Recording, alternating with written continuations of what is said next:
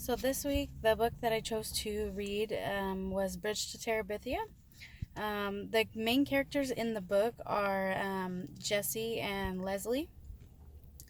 Uh, at first, they weren't friends.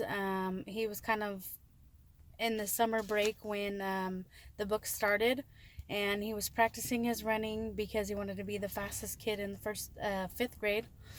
Um, because of the feeling that he got when he had won a race the year before. So he was kept trying to get back to that moment where he felt good about himself. Um, in this book, he's kind of alone in his family. There's so many family members, but he still feels alone. Although he does get picked on a lot by his little sister. Um, Not really picked on, but she's always bugging him and asking him for things.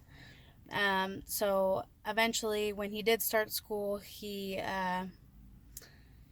had Leslie there with him.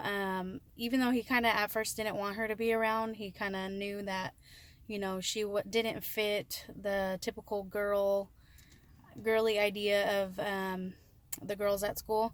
She didn't dress the same.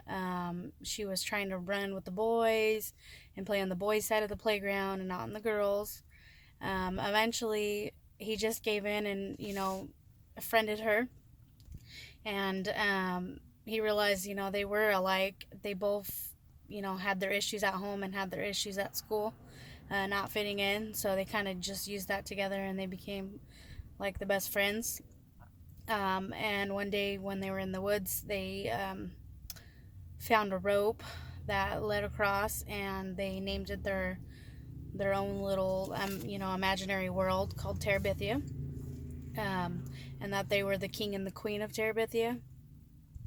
And they were always going over there, plotting against people, and that was just their own area where they could be themselves, and they didn't have to worry about what other people thought. And it was good for them. They helped each other. They were each other's friend and confidant to talk to, and whenever they needed somebody. One day, uh, Jesse went with his art teacher to like an art museum and left Leslie, by herself at home. And it was just going to be for the day. And then when he got home, he found out that Leslie had uh, tried to go across the rope, and the rope broke and she drowned. So that was hard for him because, he lost his best friend, somebody that, really helped him mentally, I would say. And so it hurt him a lot, and he didn't think that he could go on.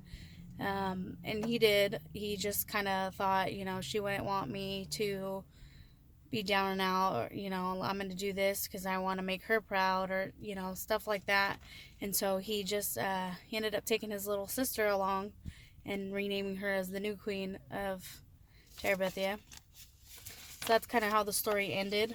I think it's a newberry winner because, like, the presentation of the information, it's easy to follow, and it is, kind of, a lot of kids could relate to it because, a lot of kids are trying to find out who they are, or they're trying to please their parents, or, stuff like that. And so I think that that's one of the qualities that makes this a really good book.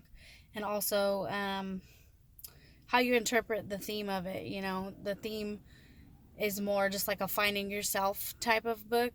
There could be different themes as far as, just finding yourself, that type of theme, or, you know, losing somebody, that's close to you. That's another thing that kind of this whole book, surrounds itself around towards the end, because he does lose somebody that's really close to him. And not everybody has to go through that, but a lot of people do. So it's something that kind of, makes it really good to read this book. I never read it before this week, but I did watch the movie years ago. So it was kind of, yay, I get to read this book. Now I get to, see the true story of it. Also, the book that I chose to talk about from the 3 read alouds was The Watermelon Seed.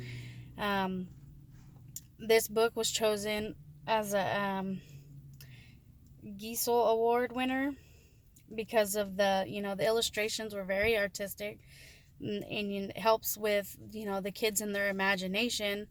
um, I know when I was younger, I used to be scared to eat watermelon because of the seeds.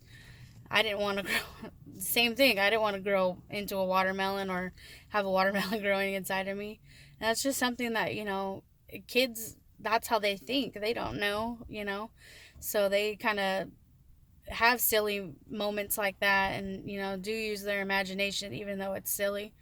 So I think that's one of the things that makes this a good book, and a winner in this award, because so many kids probably have those silly thoughts about the watermelon, becoming a watermelon. I know that when I read it to my kids, they kind of laughed about it, and then my daughter had said something about, well, mommy, I eat watermelon all the time.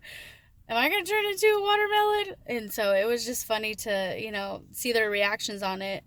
And that it was really a really good book, and it reminded me of something I did, and then to have my kids laugh about it was really cool.